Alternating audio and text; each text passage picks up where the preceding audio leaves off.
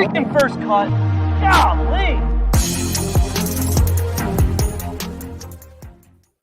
Welcome to the First Cut Podcast. I'm Rick Gehman, and this is your mega preview pod for this week's BMW Championship. That's storylines, best bets, one and done.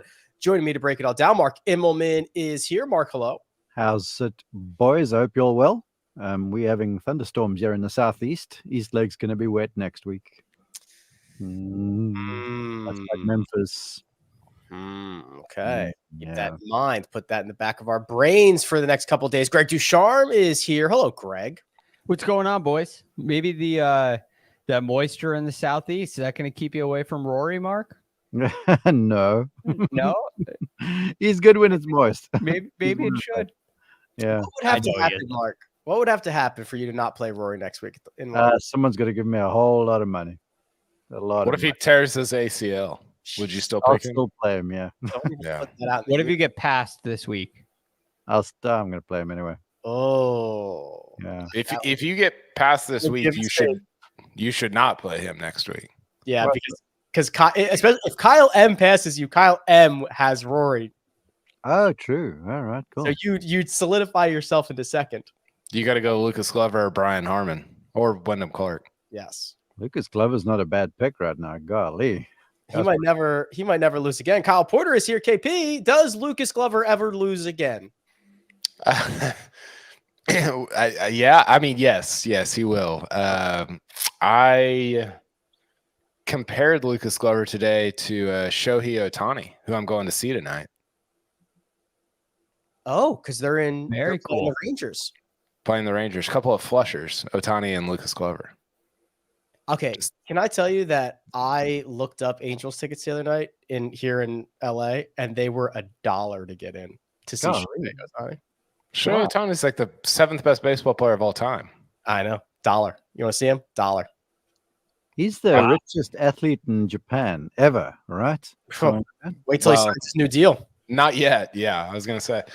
My kid, I'm taking my boys who are 9 and 6, and my buddy that works for the Rangers got us tickets, great seats. I'm fired up. We need to get this podcast done so I can get over there. Is he pitching tonight? No, he was supposed to. Whenever my buddy set me up with the tickets, he was slated for tonight, but this was like a week ago, so obviously it changes. He's in a bit of a slump right now, KP. Maybe you and the Porter boys can send him some good vibes, get him out of it. He gets a 3-homer night. Have you seen Rick, have you seen the clip? Have I showed you the foul ball? I just read it in your newsletter. Oh my gosh, it's insane. Yeah. That's why I compared him to Lucas Glover. They're just center of the club face, center of the bat. It's unbelievable. Yeah. The sound. He ripped one foul down the line, and it was like thunderstorm. It sounded like cannon fire. Yeah. It was wild stuff. Lucas Glover does the same thing. So that was a very good comp by you. Okay, gents. This is. You got to introduce Greg. I already did. He did. Wow. Did you think I would not introduce Greg? Listen, the baseball game. I'm going to see myself out and just go to this Rangers. Yeah, you're just trying to exit stage left right now. Thanks for stopping by. But that one was foul. Yeah, that was foul. Sorry. You got to get back in the box. 50. We're down to 50. We'll cut it down to 30. And Greg, this is our last chance this season, which next season, well, I guess next season doesn't start till January, but we're going to have a lot of events before then. Last time we get everybody starting at even par, because next week, not so much. It's a really good point. And last week, the bubble was a really big deal. Getting into this event, all the players that are playing this week are in the signature events next year. And now what you're playing for, not only to get into Eastlake, but you're playing for positioning. And in a very strange way, your positioning it determines your likelihood of winning. So it's a really important week. And last week, the points up at the top, Rahm, Scheffler, Rory, for example, it wasn't all that important. There wasn't going to be too much movement. But now this week, it's going to determine your starting position. So it becomes very important. And for John Rahm to get that number 1 spot, that's a big deal. So it's an additional layer to watch for this week. Yeah, Mark, we were talking about this. I think it must have been last week, about how being in the top 5 heading into Eastlake is almost essential if you are going to win the FedEx Cup. As of right now, before this tournament kicks off on Thursday morning, your top 5 are Jon Rahm, Scotty Scheffler, Rory McIlroy, Lucas Glover, and Patrick Cantlay. Those guys are leading the pack as of right now to be your FedEx Cup champ. I hear that list and I think of like 4 headliners, the showstoppers, and then Lucas, who's fast becoming, one of those. Yeah, it is. Last year, of course, there have been outliers. Rory was outside the top 5 when he won last year. And like we highlighted, then he triple bogeys the first hole. And I think he was like 10 back with 71 holes to play. And I'll never forget. And that shows you, yeah, I know you guys have an issue with a staggered leaderboard, but that first round, Rory just didn't hit the ball very well at all. And I had him on the call for PGA Tour Live, so I saw the entire day. And he cobbled together the scrappiest looking 72 you've ever seen. But when he walked off 18, there was a bit of a bounce in his step, because remember, he's 3 over through 1 and 10 back. And the 72 kept him in it. Then the next day, he didn't have his best stuff, but he played better. He shot something in the 60s and just sort of gradually made his way up the field. But to your observation, there is absolutely no doubt that being inside the top 5 is an advantage. Remember, in years past, basically, though, if you were in the top 5, it was only really one of the top 5 that could ostensibly win the thing because of the way the points were distributed. But nowadays, I mean, you can go out and play crazy for 4 rounds and be well back. But it is an advantage to be farther under par, obviously. The last 7 years, KP, we have played this event at 7 different venues. We have bopped around all over the yard. You want to take a stab at naming them? Caves Valley 2021. Olympia Fields 2020. There you go. Oh gosh, this is going to be tough. Last year. Come on. Delaware. Last year was in Delaware. Wilmington. Yeah. Mm-hmm. Those are the 3 most recent. Gosh. BMW. What about Crooked Stick? Crooked Stick 2016.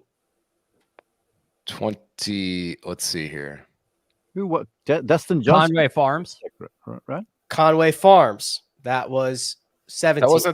That wasn't the Furyk was like 2013, right? 2014. Furyk was way. Furyk's never won this. He shot 59 there, though. He shot 59 at Conway Farms. Yeah. So we have one more. 2. See? 2 more. Wait. that was egregious. I think we have 2 more. Aronimink. There you go. Who won? That's a good one. Keegan. Justin Rose. Oh, Keegan beat Justin Rose in a playoff. Yeah. That's right. And then the one we're missing is Justin Thomas. JT BMW. Yep, there you go. Good job. So great call. Oh, he shot like a 60 there. Well, Finau was in the mix. They went nuts. Good segue to my point here, because for the vast majority of those events, KP, 22 under, 23 under, 23 under, 25 under, 27 under, that Jon Rahm year at Olympia Fields where we are this time around, 4 under par. This doesn't look like the other ones. No, it's very different. And I remember, Olympia Fields is like a big time. Have they hosted a major there? I think they have. Furyk won the US Open. 2003. Yeah, 2003. And it's 1928, did I read? That is correct, Greg. Sure, of also, course. We're getting trivia we all started remember early. how that turned out. Yep, Johnny Farrell, 10 over par, winner. Who could forget?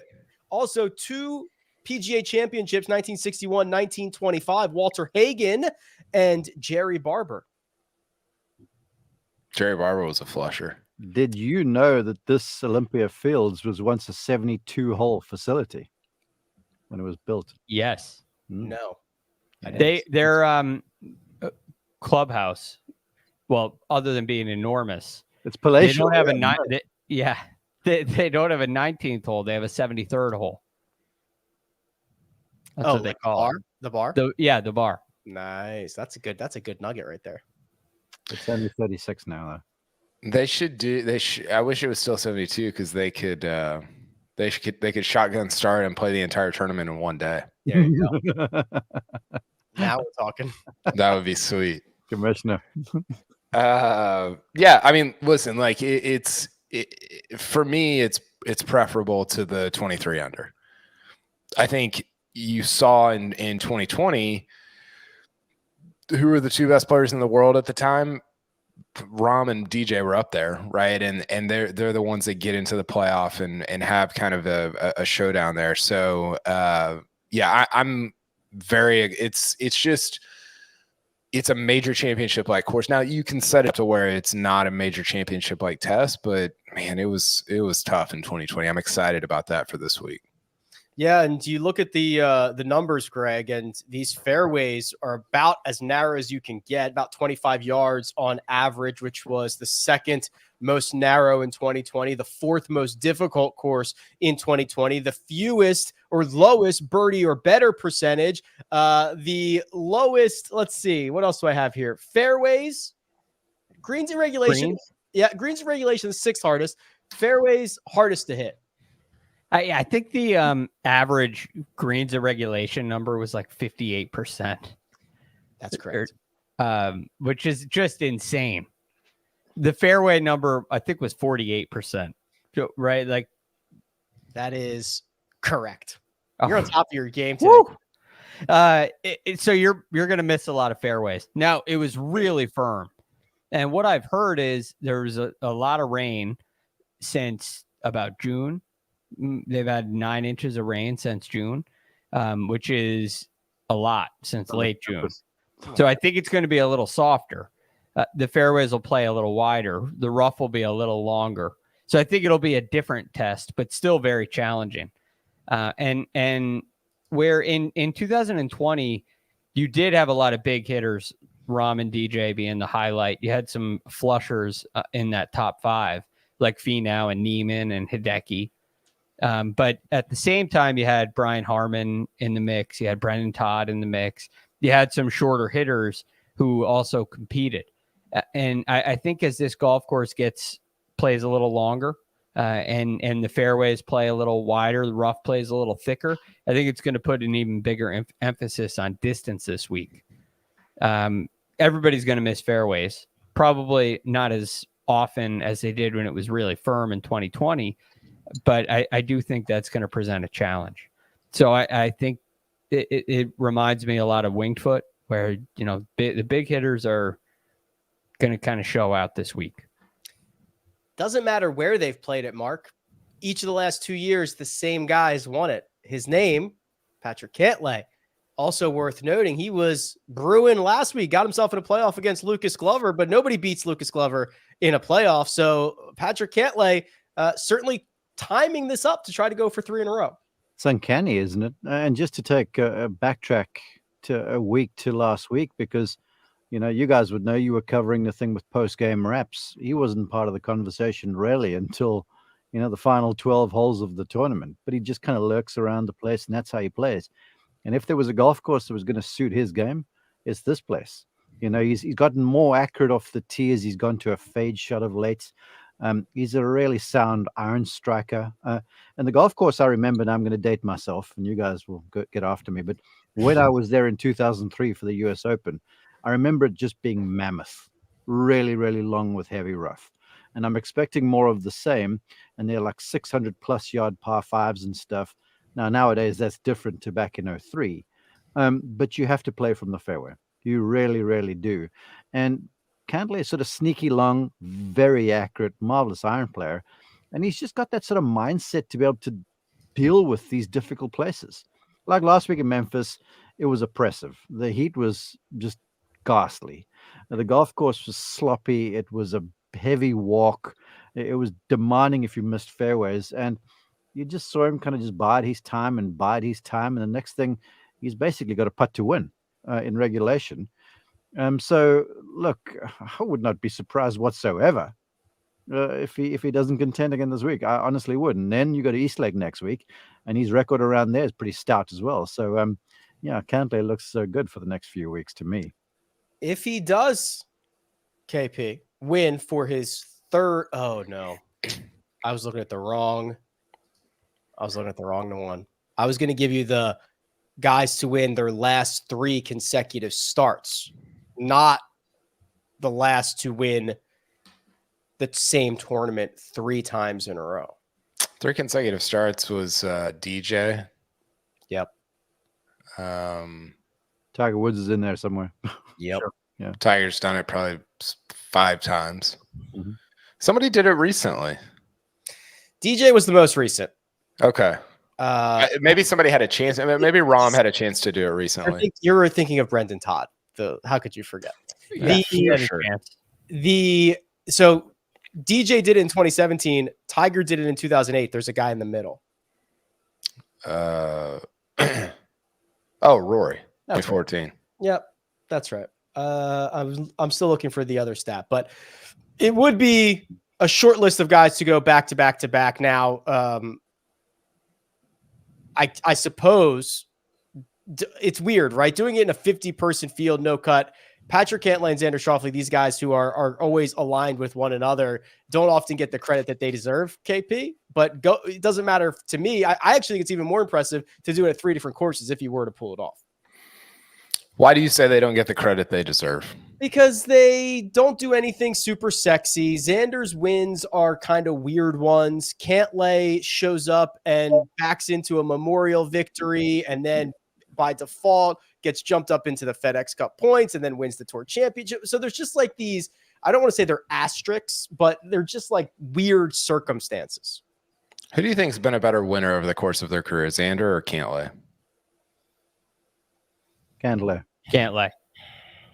Cantlay. Why? Qualitative event to me, I would probably have to say. Quantity. Yeah, that's also true. I think Xander's got more, and I think you could argue that they're better. Listen, like winning the BMW Championship. Doesn't Cantlay have 8 and Xander have 7? Is that right? Cantlay has 8? Yeah, I believe so. Okay. I was thinking he had like confirm. 6, but okay. Yeah. I just, in my head, maybe I just don't count the Memorial, but winning the BMW Championship is super impressive. We talked about this on Sunday, Rick. It loses some luster for me when you don't. I'll never understand the major championship thing with him. It feels a little bit empty because of how just weak he's been in majors, and that's probably unfair, but I think that Cantlay should be held to a superstar standard. That's how good he is, right? And I mean, listen, like to do it across different venues in different years, it speaks to the quality of his game. It just doesn't, for whatever reason, with both these guys, it just doesn't really land for me. Last 6 starts for Lucas Glover here, Greg. T4, T6, 5th, miscut, win. That segment, that stretch is basically what Scotty Scheffler has done this year, what Rory McIlroy has done this year. Obviously a small sample size, but how real is this? Is this real or is it feels? Well, one, it bothers me because I played him in one and done in one of those events. Can you guess which one? The miscut. The miscut. Which is just, I mean, it's gut wrenching, quite franklich.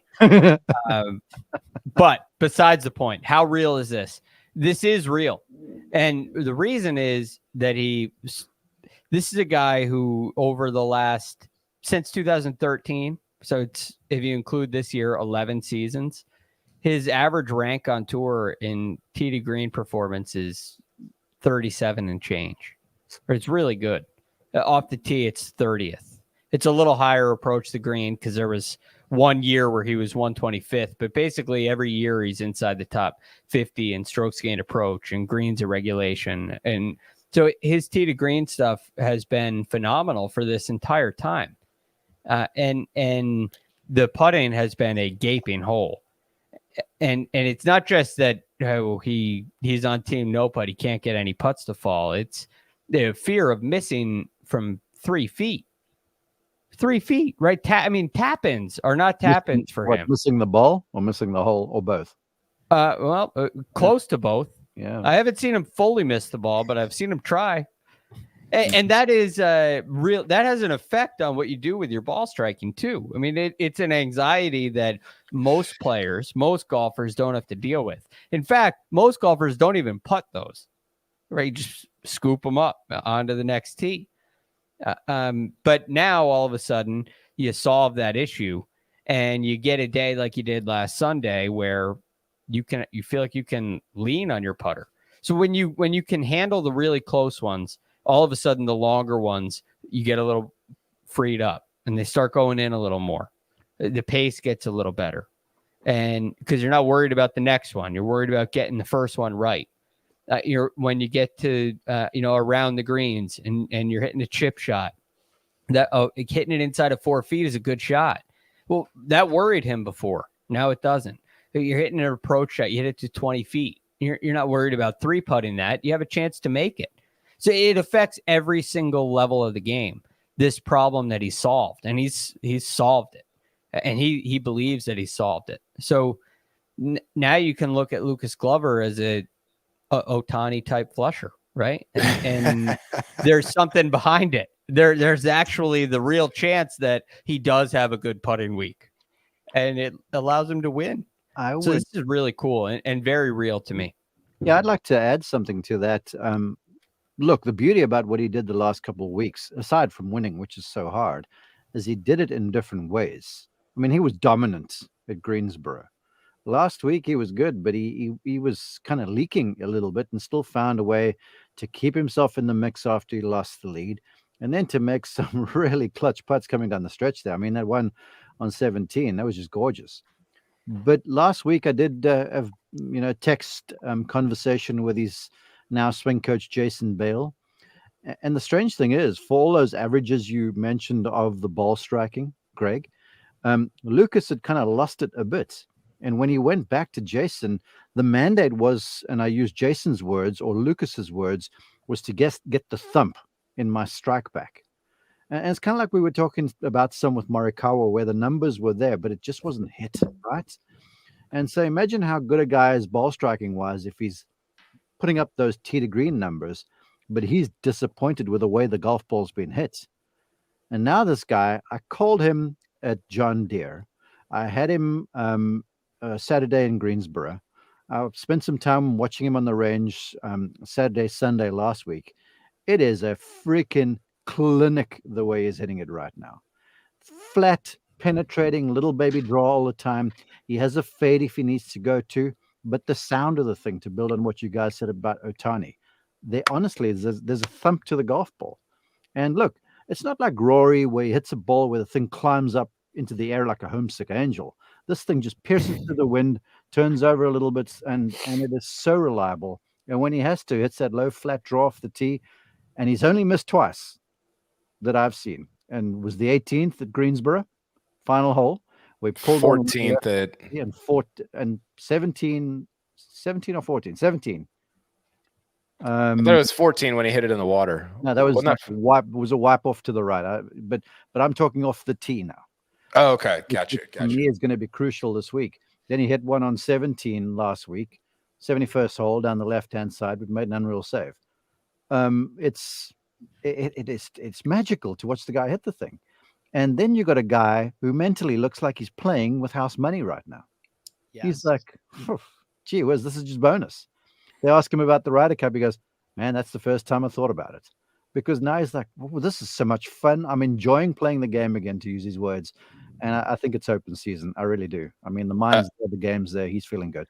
Two questions. One, I want to come back to you on this, Mark, to give you a second to think about it. We gave our 6 captain's picks on Sunday for the Ryder Cup team. I would love to hear who yours are right now, in addition to the 6 that are already qualified. But first, Rick, just to give you time to think about that, Mark, is there a comp for Lucas? Like, we talk about the team no putt thing, and there's obviously a bunch of different guys that are on it, but is there a true comp for Lucas Glover? Like to be that, I mean, people talk about his ball striking like it's Rory, Tiger, like whoever you want to throw in there, like legitimately in that group.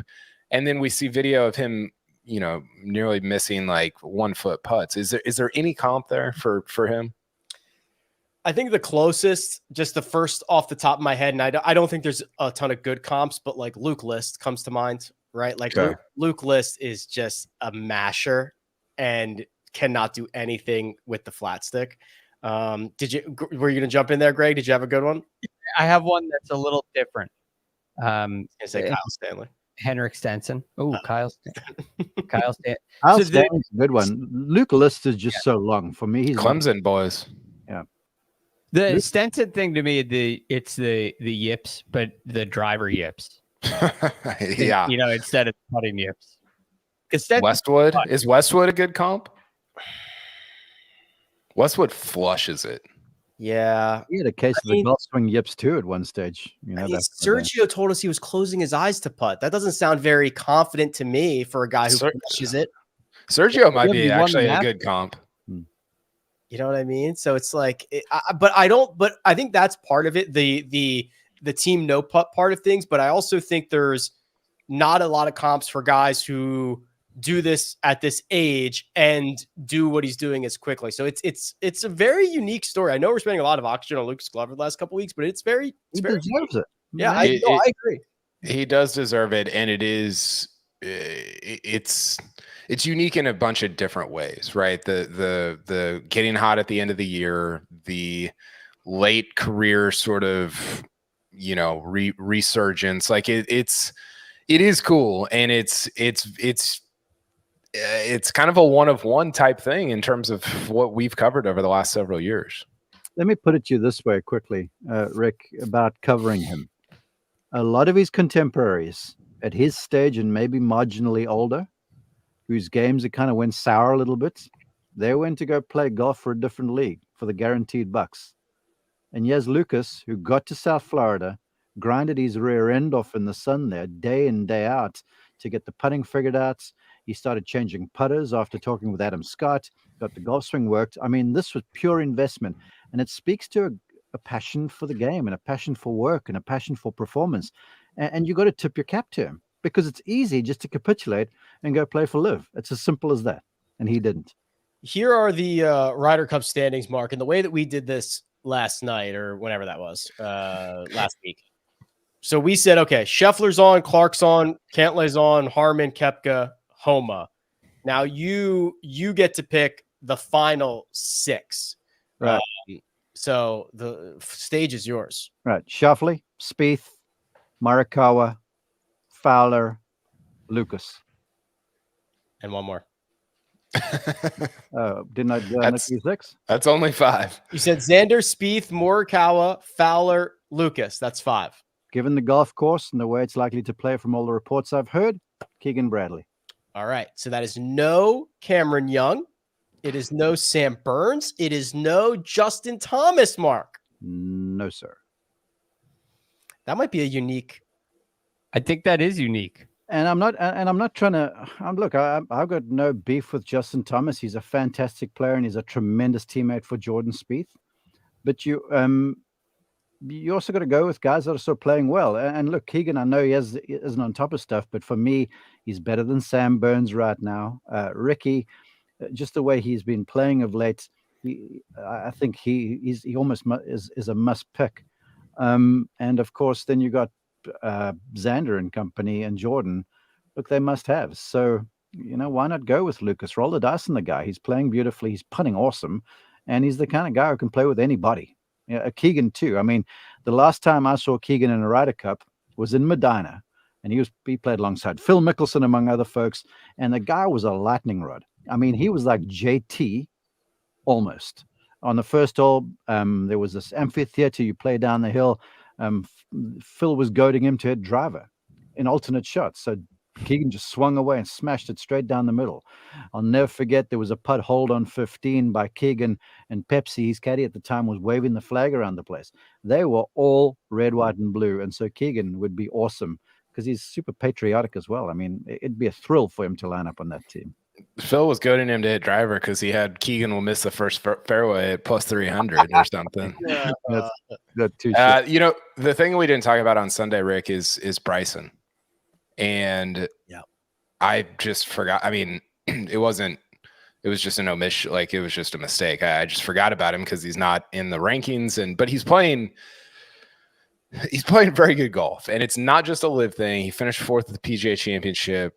Made the cut at 3 major. He's played good golf. The Glover thing is, man, I don't know. Like, you can kind of talk me into it, but it's just, Rick, it's so hard to envision somebody who didn't play a major championship in 2023 making the Ryder Cup. Like, that's just it could happen, and maybe it should happen, but that's a pretty crazy thing if it did happen. I do want to say this along the Bryson lines, because last weekend in our green room, this conversation was being pitched, and they came to me. I'm like, I'd consider Bryson. And there's a guy called Alex who he and his crew do all the shot link stuff for the tour. And he said to me, did you see the strokes gain numbers for the 50-80 shot? Because I was camping on the 58 and the way he had played of late.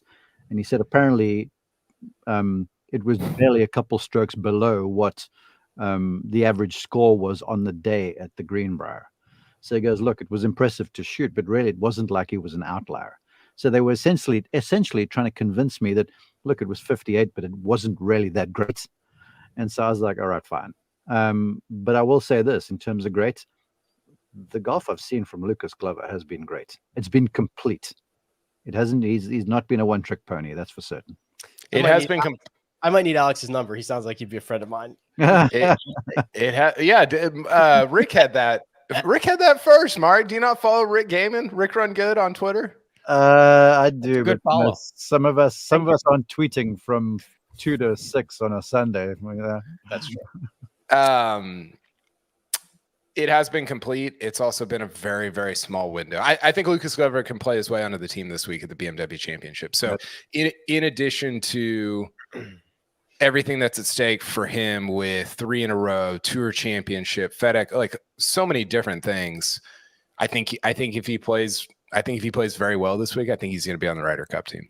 Yeah. Oh, agreed. And to build on that, I'm not sure what his FedEx Cup ranking is right now, but he's not in the 30. I know that. 4th. He's 4th. Oh, forgive me. Oh, goodness gracious, I'm losing my mind. You want another golf course that's going to suit his eye? Eastlake. That place is like this, and it turns from right to left, except for the 15th hole, basically. And you got to drive it and hit it around there, and he's comfortable in the southeast in the heat.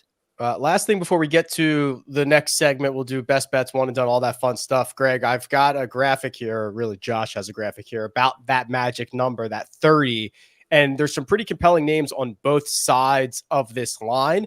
26 through 30, Terrell Hatton, Jordan Spieth, Sung Jae Im, Chris Kirk, Sam Burns. Chance those guys are not around for the Tour Championship, despite the year that Hatton's had and Sung Jae and Jordan Spieth, all that fun stuff. Sam Burns a winner this year.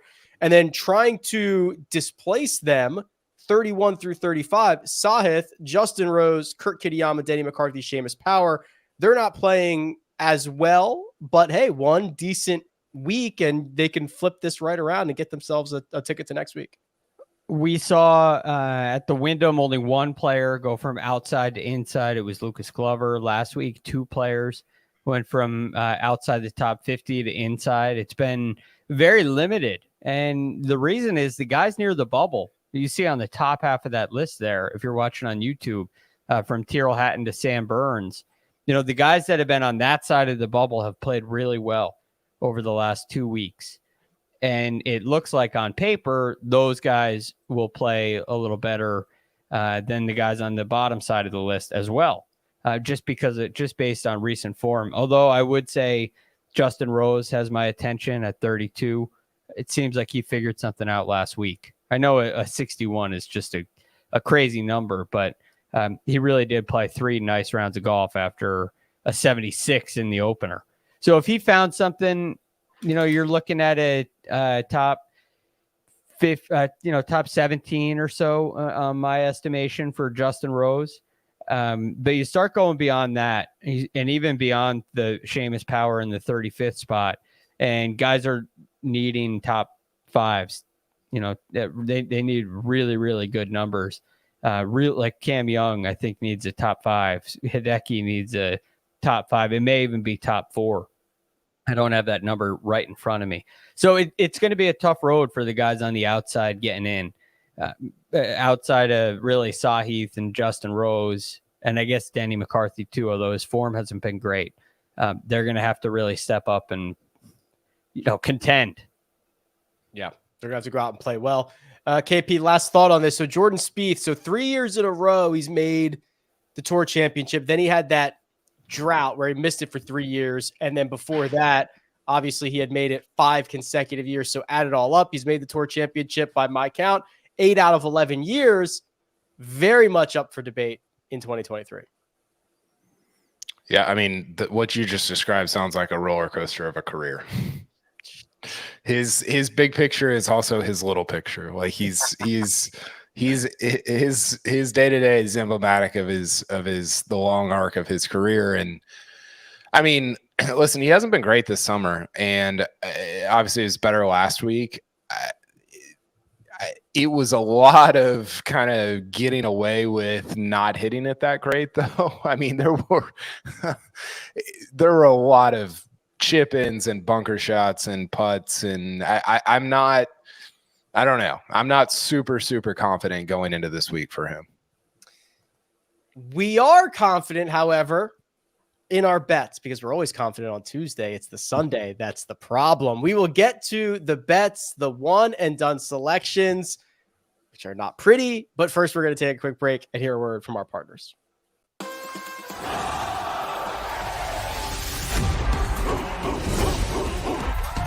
For something. First play of the game to the last play of the game. 1, 2, 3. And we got 2 of the hottest conferences. This is big time college ball. They're going to come. We're going to come. 2 big boys getting ready to play. Big, the operative word here. And here they come.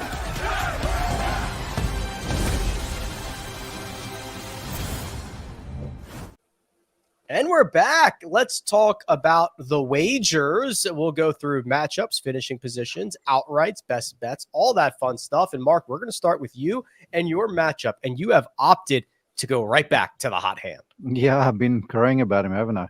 First off, I was a little aggravated at Eric Cole falling short over the weekend last week against Justin Rose. That's in the past. We're going to look forward. Yes. Mark, I do. I just love when Ben On was 2 under through 4. You let everyone know you should have picked Ben On in the one and done. Yeah, thankfully I didn't. Only 68 more holes to go here, Mark. Yeah, I was getting ahead of myself. End of the season, you got to be. I've never known you to do that, Mark. Golf is kind of my life.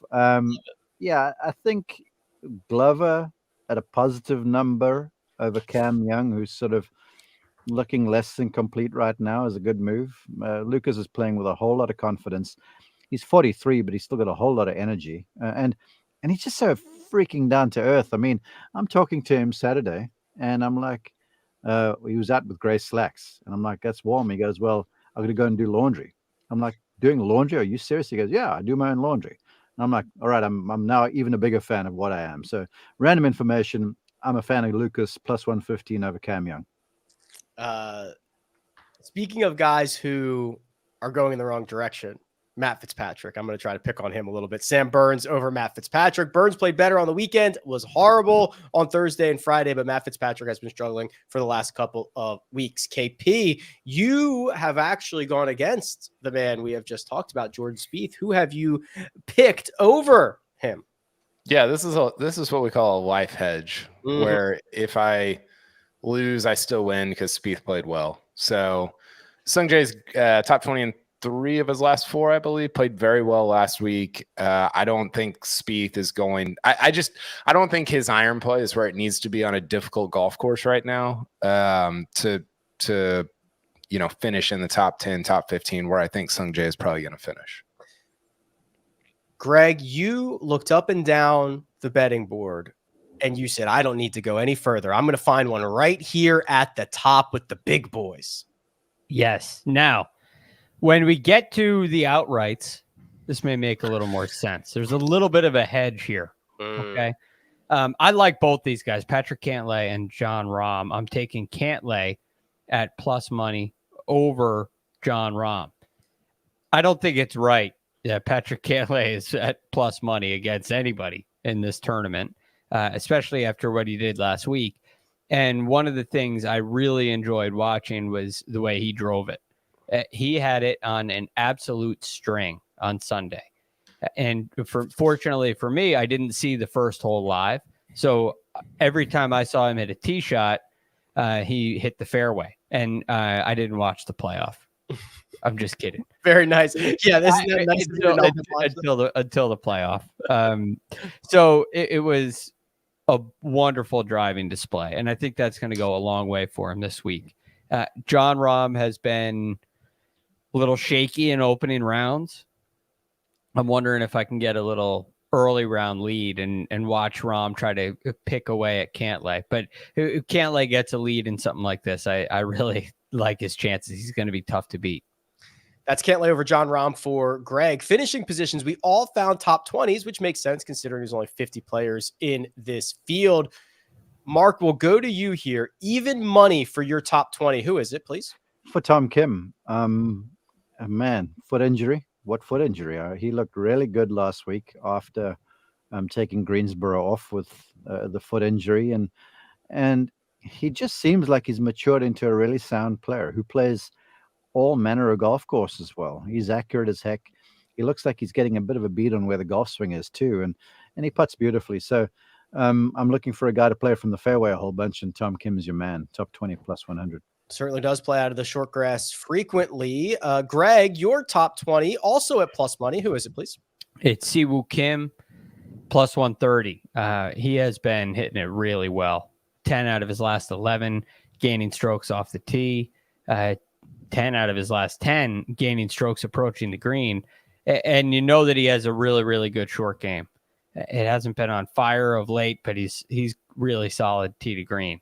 So I love Siwoo Kim this week. The broomstick's been a little cold of late, but maybe Lucas Glover. He's that thing again. You know, the old cold broomstick. No, he had the short putter out last week. Yeah, so the broomstick was short. Well, I'm thinking he's going to go back to the broomstick. Okay. Well, he should figure something out because the short one didn't work either. Plus 130 for top 20. I went with Adam Svensson plus 230 to finish inside the top 20. It's basically the longest odds you can get for anybody in the field. I think maybe a couple guys are a little bit longer than this, but looks much better. Looks like he did in the fall when that victory came at the RSM Classic. And KP, you have said enough messing around. I'm not going to do anything with your plus money. I'm taking someone at the top of the board. Yeah, bravely taking Rory to finish in the top. I mean, there's only 50 guys in the field. What's he going to finish 37th? Probably not. I just listen. Like I need dubs here. I need wins. I'm going to go 3 for 4. Sungjae's going to beat Spieth. Rory's for sure going to finish in the top 20, and then Hovland's going to win the tournament. So I'm trying to go 3 for 4, and this was the easiest way to do it. Well, there you go. Hovland 16-1 is your first outright. Why don't you just tell us who the other one is? John Rahm. I think he played better than he finished last week. I'm a little worried about the driver, but obviously has a good history here. And I just think he's a better number than some of the other guys at the top. There was a comment that's from Woody that makes me think, I wonder if there's a book out there that will let you parlay who wins this week with who wins the FedEx Cup, because they are together. By the way, has Scheffler ever won a tournament after the month of April? I don't think he's ever won May to December. No, because his first win was what? Last year. Oh yeah, won Phoenix. Won them all in Phoenix. Yeah. Then he defended in Phoenix, and then he won Players, Masters. No, he's never match play. No, it's a very short window. Yeah, it's interesting. Victor Hovland 16-1, John Rahm 9-1. I also have Victor Hovland on my card. I also have Rory McIlroy on mine. This feels on paper a lot like Oak Hill. I think you got to drive it. I think you got to be long, wetter the better. Give me Rory McIlroy. Greg, you have a crossover with John Rahm, and you were foreshadowing what your outright card looks like. So describe to the people what's going on here.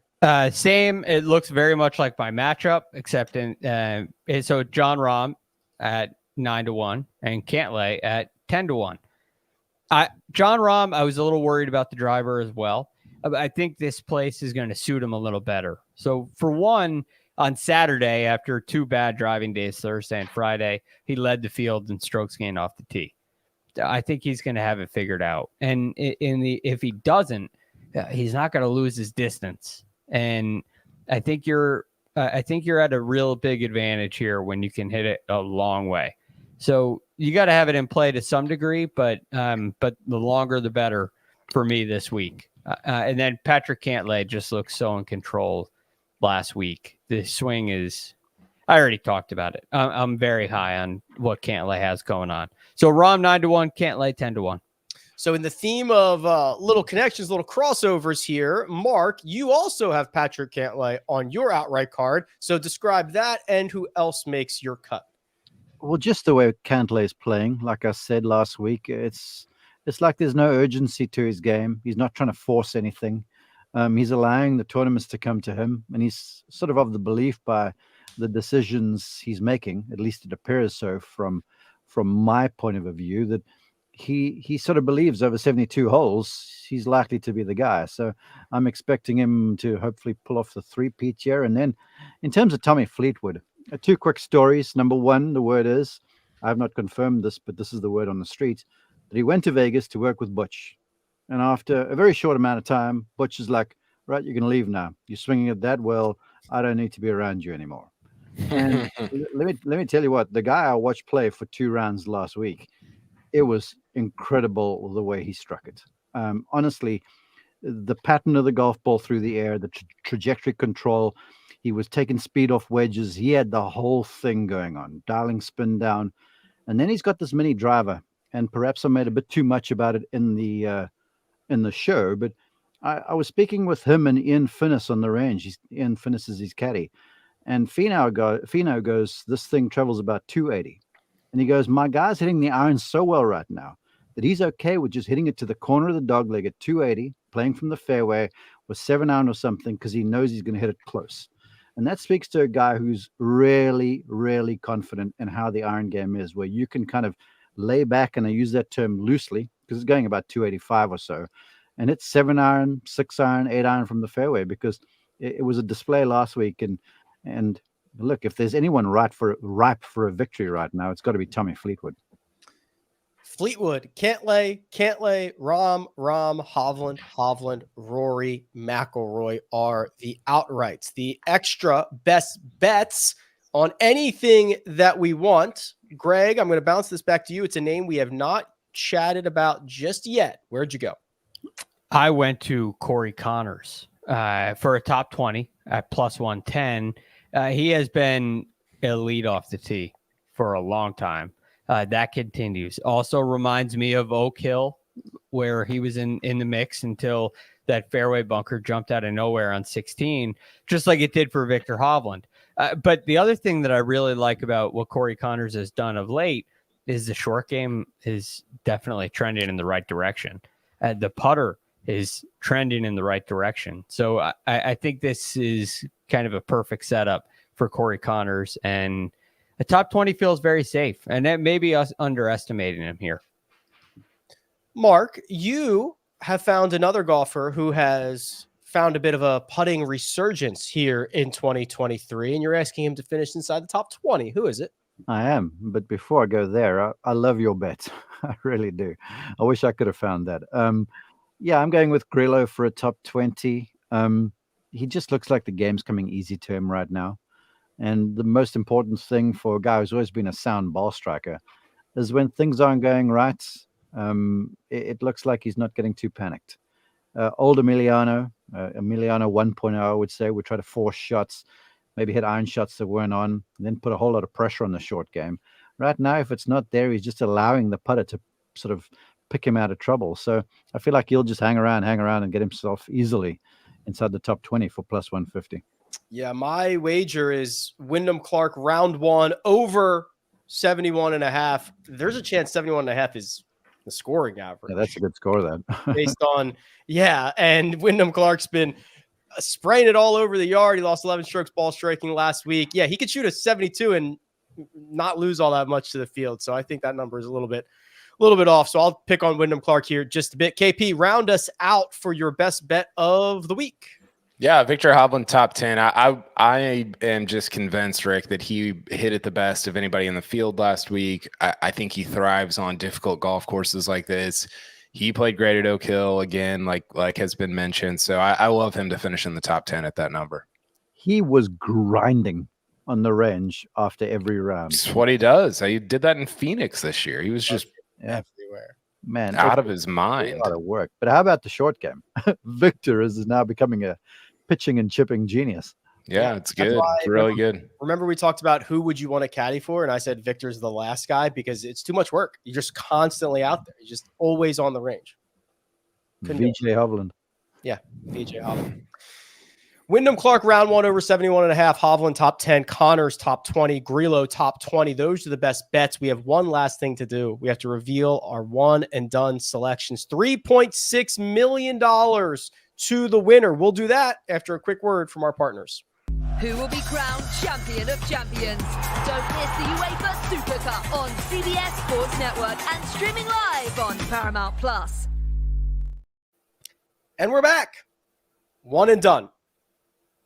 Kyle, you're up first. $10 million. You can add 3.6 to it this week if you find a winner. You are by yourself. Who'd you pick? Well, first of all, Joe Musa's in the comments right now, and he said he wants in the one and done next year. Listen, Joe, you can probably have my spot if you want. We're gonna relegate Kyle out of this thing anyway. Yeah, I'll go down with I don't know who I'll go down with. There's nobody even to go down to. But yeah, Joe, you're in next year if you want it. I picked Hideki. Hideki was he was good last week. He missed a cut at Wyndham, which was not great. But other than that, he's been solid. He's finishing T16 every week. So I need a little bit more out of him than that. But he's playing for something. He's trying to get into Eastlake. He was kind of the best option I had. If I'm playing Rory next week just to try to make it respectable, so I don't finish last. And Hideki, I had to go with Hideki this week. Hideki has been a fixture at Eastlake, huh, Rick? I mean, every year I've been there, Hideki's been. Yeah, he's really, really consistent. Well, he's going to have to do something special. Make sure he gets there yet again. Now, here is the most popular selection. Patrick, myself, and Greg have all found the same golfer. I'm okay with this because I have a clear path to the top. So, Greg, you and I and Patrick, we can move up the board together. Who do we have this week? Let's move up the board together with Corey Connors. I think, Rick, if you're looking at this, you're probably thinking the Oak Hill comparison. Mm-hmm. You look at this and say it's a ball strikers haven. It's a flush kind of golf course. Heck yeah. Corey Connors is your guy. It just seems like an absolutely perfect fit. And I don't have a lot of ammunition left in the tank. That was my main reason, Greg. And then when I started looking around, I said, well, he played well at Oak Hill. Right. Now let's find the reasons. The other thing is, at least in my strategy, I want the guys. The guys I have remaining that are near the top of the FedEx Cup, I don't necessarily feel great about this week. So I want to save all of them and see who plays best this week. See who I think fits Eastlake best next week. Who's highest ranked? Whatever the. No, I just want to have some chances next week. I want to have some options. So, hey, the people want to know who you're picking for the BMW Championship. What's your name and who are you picking? What's your name? Jack. Who are you picking? A lot. Just the golf tournament this week. I don't know. Well, just pick somebody. I forgot. Well, just say anybody. Do you know a golfer? Yes. Tell me. Who you got? Rory. Rory? Okay. Jude, who you got? Scheffler. Okay. Oh, there you go. That's gonna be our walk off. We're heading out to the Rangers Angels. Goodbye. We'll Kyle see you guys. Porter. Pleasure. Have a great night. Yes. Safe KP, have travels. fun. Enjoy the game. Good picks, boys. Bye. See ya. Good job. Sia Najad is gone with Cam Davis. The fans, they're going to try a little bit of Lucas Glover magic just one more time. Kyle M has gone with Max Homa. And Mark, you have stuck to your plan, or at least the one you gave us a couple of weeks ago, and chosen who? I'm going with Morikawa, but first off, for the fans who were goading me in the chat to go with Lucas, I don't see why, if you're trying to catch me, you would want me to do that. But anywho, yeah, because they don't know who their pick was until about 5 seconds ago when I revealed it. anyhow, this is from Rick Sessinghouse, coach to my pick for the week. I texted him and I'm like, hey, Rick, looks a lot like Colin trended positively last week. And he goes, yes, he is almost there. And so I'm going with almost there Morikawa. Again, US Open style venue. I thought he played from the fairway a whole bunch last week. Looked like the trajectory control and the distance control was sound. And look, I need him to have a decent finish like I had Hovland last week. And then we'll just line up the big gun in Eastlake. That's the plan. Mark is sourcing inside information for his one and done selections. Yeah, put another asterisk on his name. Texting coaches, he's asking around, he's seeing who's feeling good, who's feeling sour, who's got the stomach bug. But that's the thing. I mean, you guys go to strokes gain metrics. Why don't you just get the real information, huh? Yeah, maybe we should. Yeah. Now, Mark, if nothing else, he's working hard on this. Yeah. I mean, meddling with players during rain delays, all kinds of stuff going on. He's put the hex on golfers. Now he's reaching out for some insight. It's good work by you, Mark. Now, here's what could play spoiler to a well-oiled plan. Things that have gone mostly the way you want for the entire year. If Max Homa... Wait. You were just 2 short weeks ago saying, oh, my goodness, you've missed 4 of 5 putts and only made $75,000. Now you're calling it a well-oiled plan? Please. Well, I was just trying to jam you up a little bit. You are winning. Yeah, see if I could get you into a different mind space. If Max Homa beats Colin Morikawa by $1.5 million this week, Kyle M will leapfrog you. Mm-hmm. And then you both have Rory. Kyle M would deploy Rory. Who would you deploy in defense? Well, I'd have to see the field. But I'm trusting my guy Morikawa, who's almost there, is going to be there by the time Sunday rolls around. So we'll see what happens. This could be very interesting. Mm-hmm. $1.5 million. Right? 1.502. Yeah. So basically, you need Homa. If you're rooting for that, you need We all Homa. are. You need Homa to finish in the top 2. Hey, The only way it's possible. yeah, how about I just pitch this one to you? How do you guys know that Kyle M is not my burner one and done account? We actually don't know that. We don't. There is a chance that Mark has finagled a second entry into this one and done to ensure victory. Just kidding. Well, we'll confirm.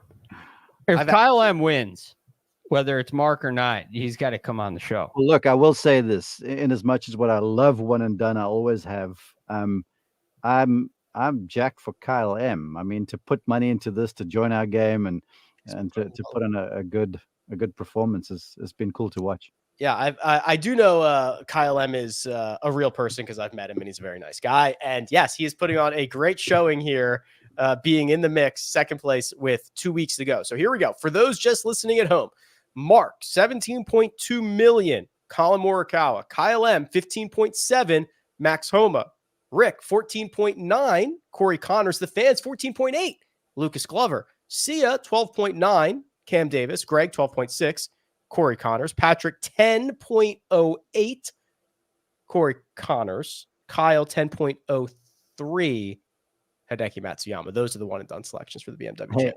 And let's just recognize for the what are signature events? Used to be Desi's, right? I had 12.9-ish last year to win. So good on the designated events this year for the extra purse for us. Everybody's making more money, us included. All right, gents. Absolute pleasure. We'll be back Thursday, Friday, Saturday, Sunday, each round of the BMW Championship, and then we'll know who has punched their ticket to East Lake. For now, big thanks. Producer Josh does all the hard work behind the scenes. Mark Immelman. You can find him at Mark_Immelman. Greg DuCharme at The Real GFD. You can find me at Rick Run Good. This has been The First Cut. We'll catch you next time.